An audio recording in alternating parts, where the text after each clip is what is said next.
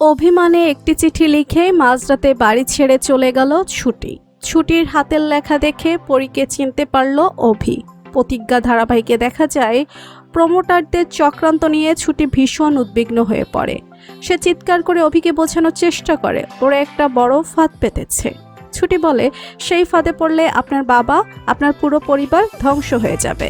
আপনি কেন বুঝতে চাইছেন না? আপনার বাবাকে আটকান।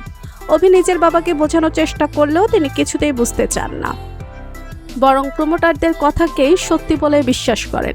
এদিকে ছুটি যখন ভীষণ উত্তেজিত হয়ে চিৎকার চেঁচামেচি করতে থাকে, তখন তাকে শান্ত করার জন্য অভি ছুটির মাথায় আলতো করে হাত রাখে এবং বলতে থাকে, শান্ত হও, শান্ত হও। ঠিক যেভাবে সে একসময় পরীর মাথায় হাত রেখে তাকে শান্ত করত।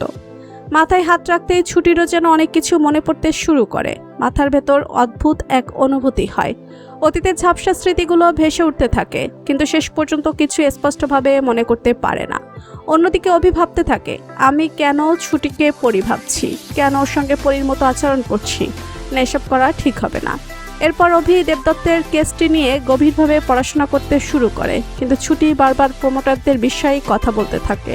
অভি ছুটিকে বলে, দেখুন ছুটি, আমরা মুখে যাই বলি না কেন, আমার বাবা শুধু কথায় বিশ্বাস করবেন না, আমাদের সব কিছু প্রমাণ করতে হবে। সবার আগে কেসটার সত্যিটা বের করতে হবে, কারণ আমরা যদি শুধু মামলা থাকার জন্য প্রমোটারদের অপরাধী বলি, তাহলে একইভাবে কেউ আপনার বাবাকে অপরাধী বলতে পারে, তার নামেও তো মামলা আছে। ছুটির সঙ্গে সঙ্গে বলে, আমার বাবা কখনো মিথ্যা কথা বলেন না, তিনি কোনোদিন মিথ্যা কথা বলতে পারেন না, আমার বাবা খুনি নন। তখন অভি বলে, আপনিও তো মিথ্যা বলতে পারেন না, কিন্তু আপনার যে বিয়ে হয়ে গেছে সেটা কি আপনি আপনার বাবাকে বলেছেন? বলেননি তো। তাই শুধু মুখের কথায় কিছু হয় না, আদালতে প্রমাণ লাগে। অভির কথা শুনে ছুটির খুব কষ্ট হয়। সে মনে মনে ভাবে, না, আমার বাবাকে নির্দোষ প্রমাণ করার জন্য আমি আর কারো দয়ার উপর নির্ভর করব না। যা করার আমি নিজেই করব। আমি এই বাড়ি ছেড়ে চলে যাব। আমি আর কারো বোঝা হয়ে থাকতে চাই না। এই কথা ভেবেই চোখের জল ফেলতে ফেলতে একটি চিঠি লেখে ছুটি। অভি ঘুমিয়ে পড়ার পর মাঝরাতে নিঃশব্দে বাড়ি থেকে বেরিয়ে যায় এবং একা রাস্তায় হাঁটতে থাকে। হঠাৎ অভির ঘুম ভেঙে যায়। ঘুম ভাঙতে এসে দেখে ছুটি ঘরে নেই। চারদিকে খুঁজতে থাকে এবং বারবার ডাকতে থাকে, ছুটি ছুটি, কিন্তু কোথাও তাকে খুঁজে পায় না। ঠিক তখনই টেবিলের উপর একটি চিঠি দেখতে পায় অভি। চিঠিটি হাতে নিয়ে পড়তে শুরু করে। জানতে পারে ছুটি চিঠি লিখে বাড়ি ছেড়ে চলে গেছে। চিঠিটি পড়তে পড়তেই অভির মনে হয় এই হাতের লেখা সে আগেও কোথাও দেখেছে।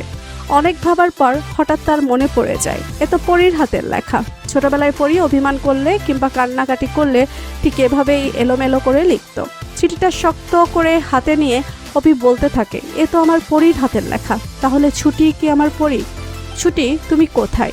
আমি তোমাকে আর কোথাও হারিয়ে যেতে দেব না। তো বন্ধুরা, তোমরাও কি চাও এভাবে ছুটির হাতের লেখা দেখেই যেন অভি বুঝতে পারে ছুটি তার হারিয়ে যাওয়া পরী? তোমাদের মতামত অবশ্যই কমেন্ট করে জানাতে ভুলো না। ভিডিওটি ভালো লাগলে লাইক, কমেন্ট, শেয়ার করুন। আর আমাদের চ্যানেলে নতুন হয়ে থাকলে চ্যানেলটি সাবস্ক্রাইব করে রাখুন, যেন তুনু গল্পের নতুন আপডেট সবার আগে পৌঁছে যায় আপনাদের কাছে।